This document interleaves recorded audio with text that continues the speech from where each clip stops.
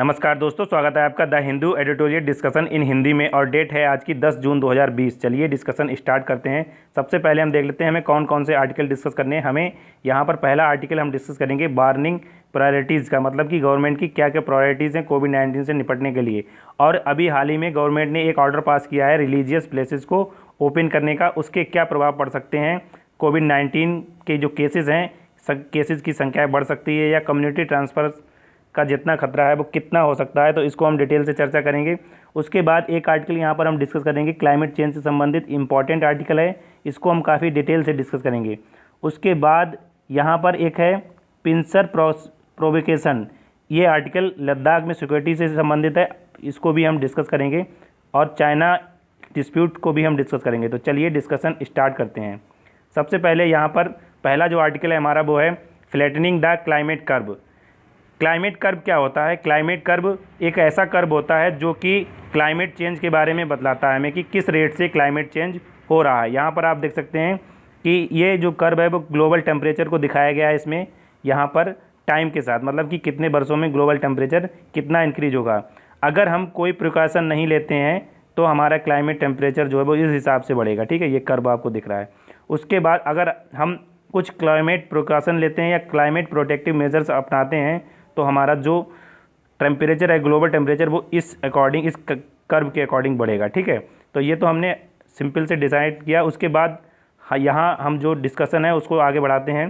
देखो flattening the climate curve, अभी एक यहाँ पर आप देख सकते हैं leaders should act on climate crisis, मतलब कि अब बारी है जिस हिसाब से सभी लीडर्स क्या कर रहे हैं, कोविड-19 से निपट रहे हैं, उसी हिसाब से क्लाइमेट चेंज से भी निपटने की आवश्यकता है। उसी इंटेंट से हमें कोविड-19 से, जिस इंटेंट से हम निपट रहे हैं या जिस विल पावर से हम निपट रहे हैं, उसी इंटेंट से हमें क्लाइमेट चेंज से भी निपटना है। मतलब कि इस आर्टिकल में राइटर कह रहे हैं कि अगर आप क्लाइमेट चेंज से निपटना चाहते हैं तो जिस प्रकार की तत्परता, जिस प्रकार की एक्टिवनेस आपने कोविड-19 से निपटने के लिए दिखाई है, उसी प्रकार की एक्टिवनेस, उसी प्रकार की तत्परता जो है आप क्लाइमेट चेंज से निपटने के लिए दिखाएंगे तो आप क्लाइमेट चेंज को आसानी से टैकल कर सकते हैं। दूसरी बात की जाए, इस आर्टिकल में बताया गया है कि क्लाइमेट चेंज से संबंधित दो कर्व होते हैं। फर्स्ट कर्व कहलाता है atmosphere concentration of carbon dioxide, मतलब कि एक कर्व क्लाइमेट चेंज जो कि कार्बन डाइऑक्साइड की कंसंट्रेशन के बारे में बताता है कि किस प्रकार से कार्बन डाइऑक्साइड की जो कंसंट्रेशन है या सांद्रता जो है वायुमंडल में बढ़ती जा रही है। उसके बाद दूसरा कर्व जो है वो ग्लोबल टेम्परेचर के बारे में हमें इंडिकेट करता है। यहाँ पर आप देख सकते हैं ये कर्व जो अभी हमने बताया था, देखो ये ग्लोबल टेम्परेचर जो है किस अकॉर्डिंग बढ़ रहा है, विदाउट प्रोटेक्टिव मेजर इस हिसाब से बढ़ेगा। यानी जो कर्व है उसको फ्लैटन करना काफ़ी मुश्किल हो जाएगा अगर कोई प्रोटेक्टिव मेजर नहीं अपनाया जाता है और ये ऊपर की ओर बढ़ता जाएगा। दूसरी बात अगर की जाए, अगर हम प्रोटेक्टिव मेजर्स अपनाते हैं तो 2 डिग्री सेल्सियस के आसपास इसको हम काबू करने में कामयाब रह सकते हैं और फिर इसको धीरे धीरे इसको एवरेज टेम्परेचर से कम भी कर सकते हैं। ठीक है, ये रही बात टेम्परेचर की। सन 1800 के बाद जब औद्योगिक क्रांति हुई है तब से क्या हुआ है, तब से ही ग्लोबल टेम्परेचर लगातार बढ़ता जा रहा है। ठीक है, ये जो कर्व है वो टेम्परेचर के अकॉर्डिंग है। उस दूसरा कर्व यहाँ पर हम देख लेते हैं कार्बन इमिशन से या global green house gases emission से संबंधित है। ये कर्व जो है वो इस टाइप से बढ़ता जा रहा है, यानी ये भी कर्व फ्लैटन करना काफ़ी मुश्किल है विदाउट प्रोटेक्टिव मेजर्स। ठीक है, यहाँ पर हम जान लेते हैं कि ग्रीन हाउस गैसेज में सबसे ज़्यादा इमिशन कहाँ से होता है। देखो इलेक्ट्रिसिटी एंड हीट के द्वारा सबसे ज़्यादा ग्रीन हाउस गैसेज का उत्सर्जन किया जाता है। ठीक है, उसके बाद बारी आती है एग्रीकल्चर एंड लैंड के, उसके बाद बात आती है इंडस्ट्री की, फिर उसके बाद आती है ट्रांसपोर्टेशन, उसके बाद हमारा आता है अदर एनर्जी सोर्सेस। ठीक है, उसके बाद अगर बात की जाए यहाँ पर आप देख सकते हैं फूड वेस्टेज, जो फूड वेस्टेज होते हैं उनसे हमारी ग्रीन हाउस गैसेज उत्सर्जित होती हैं। देखो प्रीलिम्स में क्वेश्चन पूछा जा सकता है कि सबसे ज़्यादा ग्रीन हाउस गैसेज उत्सर्जन करने वाला सेक्टर कौन सा है, तो इलेक्ट्रिसिटी एंड हीट, उसके बाद एग्रीकल्चर, उसके बाद इंडस्ट्री, उसके बाद ट्रांसपोर्टेशन और उसके बाद अदर एनर्जी सोर्सेज। तो इसको आप याद रख सकते हैं EAITO। ठीक है, क्या याद रख सकते हैं EAITO। ठीक है, ये प्रीलिम्स में इससे क्वेश्चन पूछा जा सकता है। एनर्जी कहाँ से निकलती है, ग्रीन हाउस गैसेज कहाँ से इमिशन होता है, सबसे पहले इलेक्ट्रिसिटी, दूसरा नंबर आता है एग्रीकल्चर एंड लैंड का, तीसरा नंबर आता है इंडस्ट्री का, चौथा नंबर आता है ट्रांसपोर्ट का और पाँचवा नंबर आता है हमारा अदर मेजर्स का। ठीक है, अब हम आर्टिकल की डिस्कशन पर चलते हैं। आर्टिकल की डिस्कशन को हमने देखो इस डायग्राम में आप यहाँ पर देख सकते हैं, ये कंसंट्रेशन CO2 की दी हुई है कि किस प्रकार से बढ़ी है 1750 के बाद, ठीक है। उसके बाद यहाँ पर देख सकते हैं ये जो है ग्लोबल टेम्परेचर एवरेज किस हिसाब से बढ़ रहा है, मतलब कि कर्व जो है वो ऊपर की ओर जा रहा है। और यहाँ पर आप देख सकते हैं कि 1750 के आसपास जो CO2 की कंसंट्रेशन थी वो 300 से कम थी, 280 के लगभग थी, लेकिन अब वर्तमान में लगभग 400 के आसपास पहुँच रही है ये, ठीक है। उसके बाद अगर बात की जाए आर्टिकल में क्या बोला जाता है, आर्टिकल में कुछ डेटा दिया हुआ है यहाँ पर। इस डेटा को आप प्रीलिम्स में और मेंस में भी डिनोट कर सकते हैं। देखो यहाँ पर ये लिखा हुआ है कि कार्बन डाइऑक्साइड जो है एवरेज तौर पर 200 पार्ट्स पर मिलियन रहती है, मतलब कि 18,000 सालों से ये एवरेज इसका जो बना हुआ है वो 200 पार्ट्स पर मिलियन यानी ppm जो है 200 के आसपास रहा है। उसके बाद अगर बात की जाए एक डाटा और यहाँ पर लिखा हुआ है कि 10,000 वर्षों से 280 pm के आसपास ये बनी हुई है, ठीक है। उसके बाद अगर बात की जाए कि मध्य 19वीं सेंचुरी से, मतलब कि 19वीं शताब्दी के बीच से मध्य से ह्यूमन के द्वारा कोल बर्न किया जाने लगा था। और क्या हुआ था कि औद्योगिक क्रांति की वजह से इंडस्ट्रियल एक्सपोनेंशियल हुआ, मतलब उद्योग बनाए गए और उनमें फॉसिल फूल्स जलाए गए, मतलब कि जीवाश्म ईंधन जलाए गए। इंडस्ट्रियल रेवोल्यूशन आई। उसके बाद क्या हुआ, इंडस्ट्री जब रेवोल्यूशन आई तो जब देखो औद्योगिक क्रांति आई तो क्या हुआ, अधिक से अधिक उद्योग लगाए गए जिनके लिए वनों को काटा गया, पेड़ों को काटा गया। तो इस प्रकार से क्या हुआ कि इन्वायरमेंटल डिग्रेडेशन हुआ। इन्वायरमेंटल डिग्रेडेशन होने से क्या हुआ, CO2 की कंसंट्रेशन लगातार एटमॉस्फेयर में बढ़ती रही। उसके बाद अगर बात की जाए 1850 के बाद से 2 बिलियन 2 बिलियन मतलब कि 0.2 बिलियन टन्स की जो CO2 इमिशंस है वो एनुअली उत्सर्जित होती थी। लेकिन अब आप यहाँ पर एक आंकड़ा देख सकते हैं 2018 का जो डेटा दिया हुआ है कि 36 बिलियन टन जो है CO2 अब निकलती है एटमॉस्फेयर में, रिलीज होती है हमारे इंडस्ट्रियल से और विभिन्न जो सोर्स हैं CO2 के उनसे। तो यहाँ पर अगर बात की जाए, देखो अगर प्रकृति जो है हमारे साथ क्या करती है, प्रकृति हमारे साथ एक अच्छा व्यवहार ये करती है कि जो भी CO2 निकलती है उसका आधा पार्ट्स जो है वह एब्जॉर्ब कर लेती है। क्या कर लेती है, आधा पार्ट्स जो है वो एब्जॉर्ब कर लेती है। यहाँ पर लिखा हुआ है about 1.5 of all CO2 emission, मतलब कि CO2 का जो इमिशन होता है उसका आधा भाग जो है वह प्रकृति अपने आप में एब्जॉर्ब कर लेती है, यानी वायुमंडल अपने आप में एब्जॉर्ब कर लेता है। उसके बाद अगर बात की जाए, देखो ये जो एब्जॉर्प्शन है वो कहाँ कहाँ जाता है, जो वेजिटेशन होते हैं हमारी जो वनस्पतियाँ होती हैं वो ले लेती हैं, और ओशियन भी CO2 का ऑब्जॉर्व करते हैं, ऑब्जॉर्प्शन करते हैं। उसके बाद अगर बात की जाए वर्तमान में जो CO2 का एटमॉस्फेयर कंसंट्रेशन है वो 407 pm के आसपास पहुंच गया था 2018 में, ठीक है। तो उसके बाद अगर बात की जाए यहाँ पर कर्व 2 के बारे में अगर बात की जाए, कर्व 2 क्या है, ये ग्लोबल एवरेज टेम्परेचर के बारे में बताता है। देखो ग्लोबल एवरेज टेम्परेचर की जो परिभाषा है, या हम कह सकते हैं इसका जो अर्थ है वो कहाँ से निकलता है। देखो हमारे अर्थ में क्या हो रहा है कि ग्रीन हाउस गैसेस जो हैं वो लगातार बढ़ती जा रही हैं, कंसंट्रेशन उनका क्या होता जा रहा है, लगातार बढ़ता जा रहा है।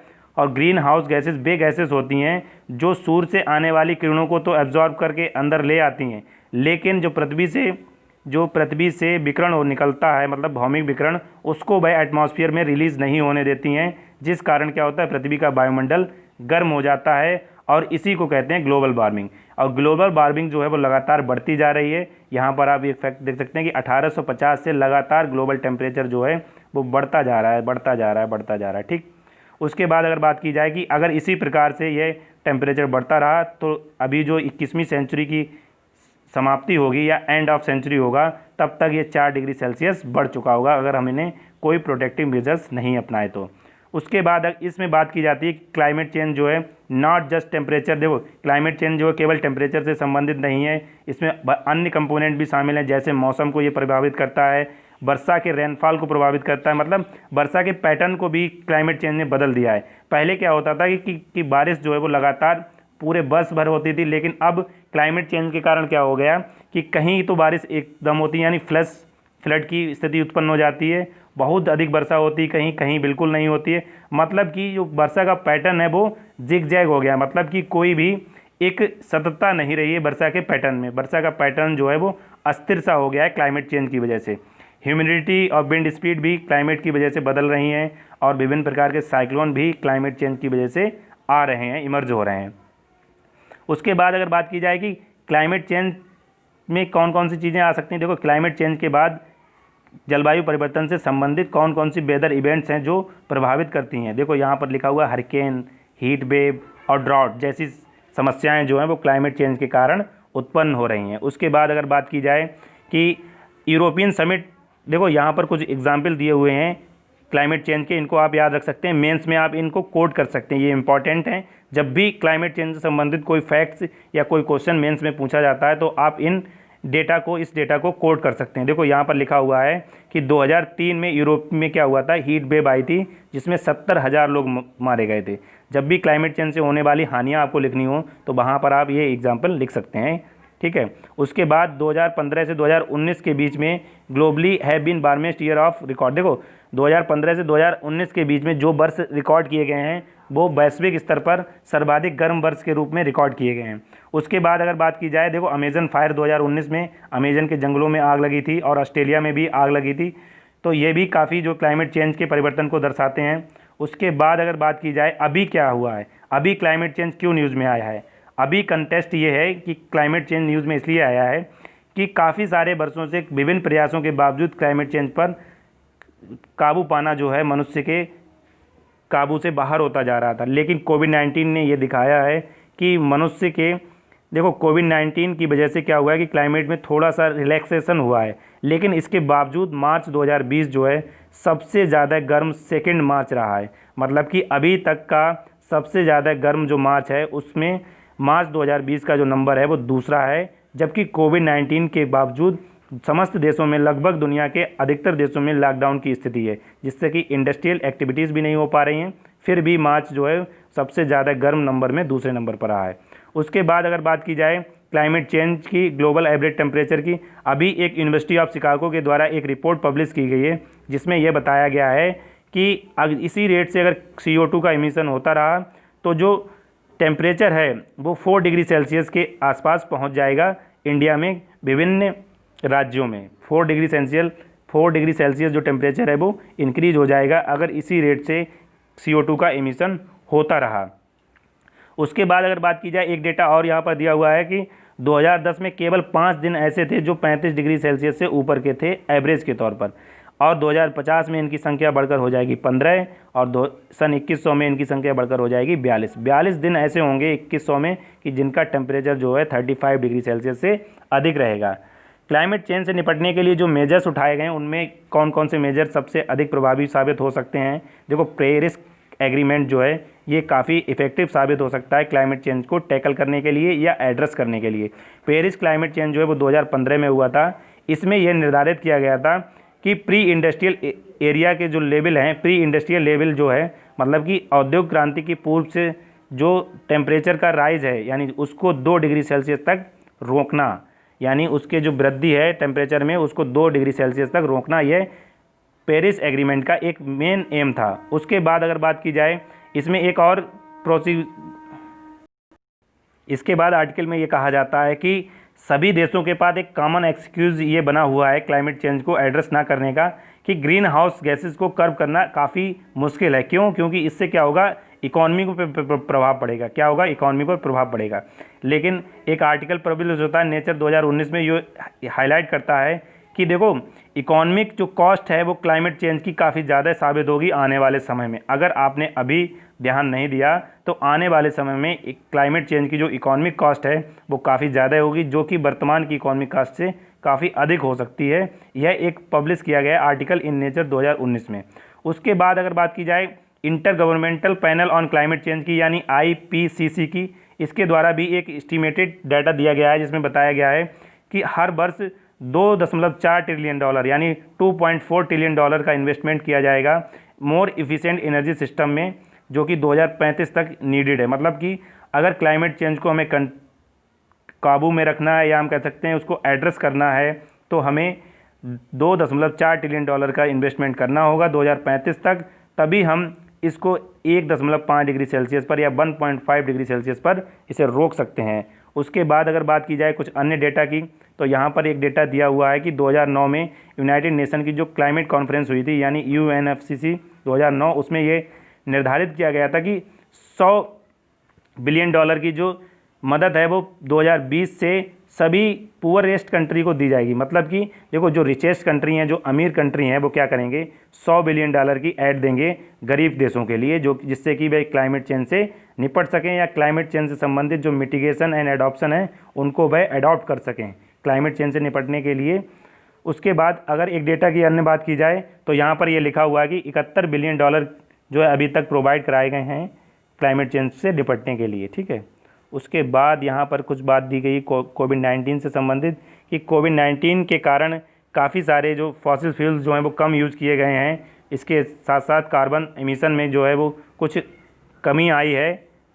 यही बताया गया कि कोविड-19 जो है वो क्लाइमेट चेंज से संबंधित किस प्रकार हो सकता है या किस प्रकार से ये पैंडेमिक जो है एक अवसर प्रदान कर सकती है दुनिया के सामने कि वे क्लाइमेट चेंज से निपट सके। देखो, कोविड-19 ने ये दिखाया है कि जब कार्बन एमिशन कम होगा तो पोल्यूशन भी कम होगा, पोल्यूशन कम होगा तो क्या होगा, हेल्थ अच्छी रहेगी। तो इस प्रकार से मानव जो है बिल्कुल स्वस्थ रहेगा और विभिन्न प्रकार के जो क्लाइमेट चेंज से संबंधित जो जैसे बाढ़ है या ड्राउट है, बाढ़ मतलब आ जाती है कहीं क्लाइमेट चेंज की वजह से, ड्राउट आ जाता है, सूखा पड़ जाता है, या विभिन्न जो चक्रवात हैं जिनकी तीव्रता बढ़ती जा रही है, इन सब में कमी आएगी अगर हम क्लाइमेट चेंज को एड्रेस कर लेते हैं। उसके बाद अगर बात की जाए, ये सब वही डेटा दिया हुआ है जो हमने डिस्कस किया कि किस प्रकार से क्लाइमेट चेंज को रोकना है और 1 डिग्री सेल्सियस तक इसे हमें लाना है। उसके बाद कंक्लूजन में अगर बात की जाए तो कंक्लूजन में ये लिखा हुआ है कि क्लाइमेट चेंज को रिड्यूस करने के लिए हम सोलर एनर्जी पर फोकस कर सकते हैं। दूसरी बात यहाँ पर ये लिखी हुई है कि there is no substitute to reducing greenhouse gases emission, मतलब कि ग्रीन हाउस गैसेज के उत्सर्जन को रोकने के लिए अभी कोई सब्स्टिट्यूट नहीं है। फिर भी टेक्नोलॉजी और इकोनॉमिस्ट और सोशल साइंटिस्ट एक ऐसा प्लान बनाएं या इस प्रकार से प्लानिंग करें जिससे कि सस्टेनेबल प्लेनेट बेस्ड यूज हो सके और डेवलपमेंट हो सके और क्लाइमेट जस्टिस भी हो सके। मतलब कि हमें संसाधनों का इस प्रकार से प्रयोग करना है जिससे कि क्लाइमेट जस्टिस को हमें ध्यान में रखकर इनका उपयोग करना है, जिससे कि आने वाली पीढ़ी के लिए SDG प्राप्त हो सके, यानी सतत डेवलपमेंट गोल जो है वो प्राप्त हो सकें। उसके बाद यही बताया जाता है कि कोविड-19 के दौरान जो है हम क्लाइमेट क्राइसिस से निपटने के लिए ऑलरेडी कुछ रिस्पॉन्सिबल वर्क कर सकते हैं। तो हमने काफ़ी डिटेल में ये आर्टिकल डिस्कस किया। चलते हैं अगले आर्टिकल पर। अगला आर्टिकल क्या है? अगला आर्टिकल ये है कि गवर्नमेंट ने अभी पैंडेमिक के दौरान क्या किया है कि रिलीजियस प्लेस को ओपन करने की परमिशन दे दी है। तो इससे क्या हो सकता है, इससे कम्युनिटी ट्रांसफ़र हो सकता है कोविड-19 का, और हमारे देश में जो केसों की संख्या है वो लगातार या हम कहें एकदम से इंक्रीज हो सकती है। अभी एक US में एक सर्वे किया था, एक एपिडेमियोलॉजिस्ट थे, मतलब कि एक जो क्या कह सकते हैं हम इनको, जो महामारी विशेषज्ञ होते हैं, इन्होंने एक सर्वे किया था। उसमें ये बताया गया था कि 43%, मतलब कि 200 लोगों पर सर्वे किया था, उसमें 43% लोगों ने ये कहा था कि रिलीजियस प्लेस को एक या कम से कम 1 ईयर तक ना खोला जाए। ठीक है, 1 ईयर तक इसको ना खोला जाए, और वह लोग इस बात के लिए तैयार हैं। उसके बाद अगर बात की जाए इंडिया में क्या किया गया? इंडिया में देखो, इंडिया में ये इसको पॉलिटिकल डिसीजन भी कुछ लोग कह रहे हैं कि पॉलिटिकल डिसीजन की वजह से रिलीजियस प्लेसेस को ऑन किया गया है। यहाँ पर आप देख सकते हैं कि पैंडेमिक के कारण क्या हो सकता है कि एक कंट्री से दूसरी कंट्री सभी प्रभावित हुई हैं, और अनलॉक का जो फेज़ है वो गवर्नमेंट के लिए चुनौतीपूर्ण हो सकता है, क्योंकि अनलॉक में क्या है, अनलॉक में खतरा जो है वो और ज़्यादा बढ़ जाएगा। अगर कम्युनिटी ट्रांसफ़र होता है तो हमारे देश में जो है रिस्क जो है कोविड-19 के कारण काफ़ी बढ़ जाएगा। कम्युनिटी ट्रांसफ़र क्या होता है? कम्युनिटी ट्रांसफ़र में ऐसा होता है कि अगर कोविड-19 से कोई व्यक्ति पीड़ित है, उसके द्वारा जैसे मान लीजिए वह रिलीजियस प्लेसेस पे जाएगा, वहाँ अगर 100 पीपल हैं तो उनको इन्फेक्ट होने का खतरा, उसके बाद 100 पीपल अन्य जगह जाएंगे तो उनको इन्फेक्ट होने का खतरा बना रहेगा। तो इसको कहते हैं कम्युनिटी ट्रांसफ़र। कम्युनिटी ट्रांसफ़र में क्या होता है, सोर्स ऑफ ट्रांसफ़र नहीं पता चलता है, मतलब कि किस व्यक्ति से किस व्यक्ति में कोविड-19 पहुंचा इसका पता नहीं चलता है। इस वजह से क्या होता है कि इलाज कर पाना मुश्किल हो जाता है। उसके बाद हमारे देश की जो हेल्थ केयर फैसिलिटीज़ है वह भी कम्युनिटी ट्रांसफ़र को अभी मतलब कि एब्जॉर्ब करने के लिए पूर्णतः तैयार नहीं है, या कह सकते हैं हम कि निपटने में अभी सक्षम नहीं है हेल्थ केयर सिस्टम, जो कि अगर कम्युनिटी ट्रांसफ़र होता है हमारे देश में तो काफ़ी प्रॉब्लम सामने आ सकती है हेल्थ केयर फैसिलिटीज़ में। दूसरी बात की जाए कि क्या किया जा सकता है, देखो ऑनलाइन रजिस्ट्रेशन किए जा सकते हैं, ई-पास दिए जा सकते हैं, जो कि अभी किए हैं गवर्नमेंट ने, डिस्टेंस मार्किंग की जा सकती है। ये सभी मेजर्स जो हैं अपनाए जा सकते हैं रिलीजियस प्लेसेस पर और अन्य ऐसे प्लेसेस पर जहाँ भी गैदरिंग होती है। उसके बाद बात की जाए कि कुछ रिलीजियस जो कुछ रिलीजियस संस्थान ऐसे हैं जिन्होंने अपने आप कहा है कि भाई जो है इस ऑर्डर के बावजूद भी अपने आप को अभी आप ओपन नहीं करेंगे, जिससे कि कम्युनिटी ट्रांसफ़र ना हो सके। तो ये काफ़ी अच्छी बात है, जिन संस्थान ने ऐसा कहा है कि वो अभी रिस्क की वजह से इसको ओपन नहीं करेंगे, अपने संस्थानों को घर से ही प्रे करने की अनुमति दी गई है। उसके बाद अगर बात की जाए यहाँ पर कि किस प्रकार से, एक मिनट, आफ्टर लॉकडाउन, देखो हाँ यहाँ पर एक बात लिखी हुई है कि देखो लॉकडाउन के बाद के जो इम्पैक्ट हैं उनमें तो इन्फेक्शन कर्व होगा ही होगा, उसके बावजूद अब अनलॉक प्रायोरिटीज़ को भारत को केयरफुली लेना है। मतलब कि जब लॉकडाउन लगाया गया था तो उसमें तो काफ़ी सारे नेगेटिव आउटकम्स निकल कर आए, लेकिन अब जो अनलॉक की प्रोसेस है उसको इस प्रकार से लगाया जाए या उस प्रकार से उसे सुचारू किया जाए जिससे कि जो नेगेटिव आउटकम है वो कम से कम रहें। ठीक है, नेगेटिव आउटकम जो हैं वो कम से कम रहें और पब्लिक हेल्थ केयर को अधिक से अधिक वरीयता दी जाए। दूसरी बात, अब करना क्या है, हमें पब्लिक बिहेवियर को चेंज करना है, जैसे सच एक मास्क बियरिंग, फिजिकल डिस्टेंस, मतलब कि लोगों को अवेयर करना है कि फिजिकल डिस्टेंस बनाकर रखें, मास्क पहनें जब भी आप बाहर जाएं, और उचित जो दूरी है मतलब सामाजिक दूरी, सोशल डिस्टेंस, इसको ज़रूर पालन करें जिससे कि कोविड-19 जो है कम से कम फैले या उसका खतरा जो है वो कम हो। नाइट कर्फ्यू भी लगाया जा सकता है, वीकली इन्फोर्स किया जा सकता है कर्फ्यू, मतलब कि 1-2 दिन सप्ताह में बंद की जा सकती हैं चीज़ें, और नाइट कर्फ्यू तो लगाया ही जा सकता है जिससे कि कोविड-19 से निपटा जा सके। तो इस प्रकार हमने जाना। देखो गवर्नमेंट की जो प्रायोरिटीज़ है वो यहाँ पर एक बात ये भी लिखी हुई है कि WHO ने वार्न किया है कि इंडिया, पाकिस्तान एंड बांग्लादेश में क्या है, पॉसिबिलिटीज़ है कि केसेस की जो संख्या है वो एक्सपोनेंशियल बढ़ सकती है, मतलब कि एकदम से अचानक रूप से एक तीव्र विस्फोट हो सकता है या कह सकते हैं आउटब्रेक देखने को मिल सकता है भारत, पाकिस्तान और बांग्लादेश में। क्योंकि यहाँ क्या है, अगर रिलीजियस गैदरिंग होती है तो कम्युनिटी ट्रांसफ़र होगा, और कम्युनिटी ट्रांसफ़र में क्या होता है, काफ़ी तेज़ी से इस कोविड-19 के केसेस जो हैं वो बढ़ते हैं। उसके बाद यहाँ पर बात की जाती है, देखो आवश्यकता ये है कि सभी रिसोर्सेज को इस प्रकार से मोबिलाइज़ किया जाए या प्रोडक्टिव और इसेंशियल वर्क की ओर उन्हें ले जाया जाए, जिससे कि जो इसेंशियल वर्क हैं और प्रोडक्टिव वर्क्स हैं वो सुचारू रूप से चलते रहें, और जो अदरवाइज जो एक्स्ट्रा करिकुलर एक्टिविटीज़ होती हैं उन पर रोक लगाई जाए जिससे कि कोविड-19 पर काबू पाया जा सके।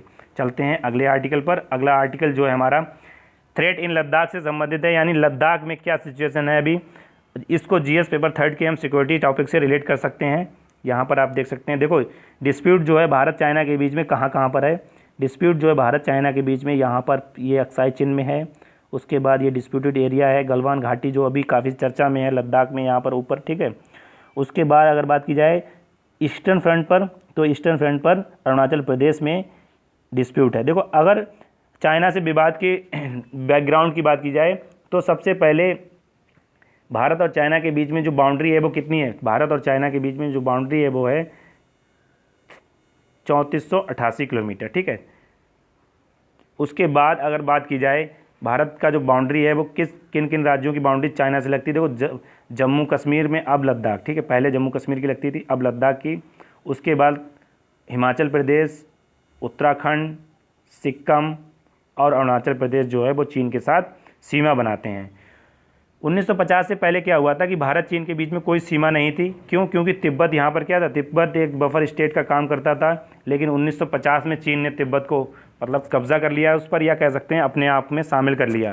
तभी से क्या हुआ, भारत चीन के बीच में डिस्प्यूट चलता रहा है, और चाइना जो है अक्साई चिन, अरुणाचल प्रदेश और उत्तराखंड के कुछ भागों पर अपना अधिकार जताता रहा है।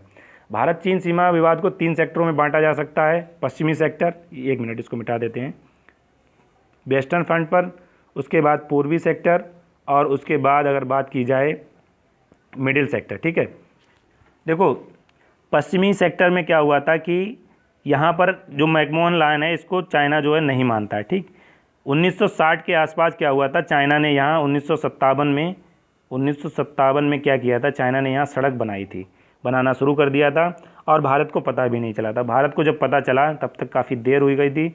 और उसके बाद क्या हुआ था कि 1962 में आपको पता होगा भारत चाइना का युद्ध हुआ था, और चाइना ने इस अक्साई चिन पर कब्जा कर लिया था। तभी से अक्साई चिन जो है चाइना के पास है। पूर्वी सेक्टर की अगर बात की जाए तो अरुणाचल प्रदेश जो भारत का हिस्सा है, चाइना उसके कुछ भाग पर क्लेम करता है। यहाँ पर आप देख सकते हैं ये भाग जो है चाइना के द्वारा क्लेम किया जाता है। चाइना मैकमोहन लाइन को नहीं मानता। लेकिन चाइना की देखिए आप यहाँ पर देख सकते हैं डुअल जो स्ट्रेटेजी है वो क्या है। चाइना भारत के साथ तो मैकमोहन लाइन को नहीं मानता है, लेकिन जब बात म्यांमार के साथ बाउंड्री की आती है तो म्यांमार के साथ बाउंड्री के लिए चाइना मैकमोहन लाइन को मान लेता है। तो ये बात की हमने चाइना के साथ बैकग्राउंड की डिस्प्यूट की। अभी चर्चा में क्यों है चाइना के साथ जो डिस्प्यूट है, अभी यहाँ पर जो है लद्दाख में एक घाटी है गलवान घाटी। गलवान घाटी में क्या हुआ है कि चाइना के जो सोल्जर्स हैं उन्होंने काफ़ी आगे बढ़कर अपने टेंट और कैंप लगा दिए थे, जिसके कारण भारतीय सेना और चीनी सेना के बीच विवाद हो गया था। ठीक है, देखो विवाद का कारण क्या है। विवाद का कारण ये है कि भारत चाइना के बीच में जो LAC है यानी लाइन ऑफ एक्चुअल कंट्रोल है, ये क्या है, ये 1962 की स्थिति को बताती है। 1962 की स्थिति में जो सेना जहाँ थी उसको कहा जाता है लाइन ऑफ एक्चुअल कंट्रोल। और लाइन ऑफ एक्चुअल कंट्रोल पर विवाद क्यों होता है, क्योंकि इस पर फेंसिंग नहीं की गई। जैसे पाकिस्तान की ओर हमारी सीमा फेंसिंग है, उसी प्रकार की फेंसिंग जो है चाइना के साथ नहीं की गई है। इसी वजह से डिस्प्यूट जो है वो लगातार बना रहता है और कई बार चलता भी रहता है। इसके एग्जाम्पल हैं 2013 में लद्दाख में विवाद हुआ था, 2017 में डोकलाम विवाद हुआ था जो काफ़ी दिनों तक चला था, और अब ये गलवान घाटी में जो विवाद चल रहा है वो अभी प्रेजेंटली चल ही रहा है। ठीक है, इस पर बातचीत की जा रही है दोनों ओर से, आर्मी के लेवल पर इस पर बातचीत चल रही है, मतलब कि सैन्य स्तर पर अभी बातचीत चल रही है दोनों देशों की। अभी ब्रिगेडियर की मीटिंग्स भी हुई थी और उसके जो कंक्लूजन है वो अभी मीडिया में पब्लिश नहीं हुए हैं कि क्या कंक्लूजन निकल रहे हैं और क्या बात हो रही है। ठीक है, तो इस प्रकार हमने जाना चाइना इंडिया डिस्प्यूट के बारे में।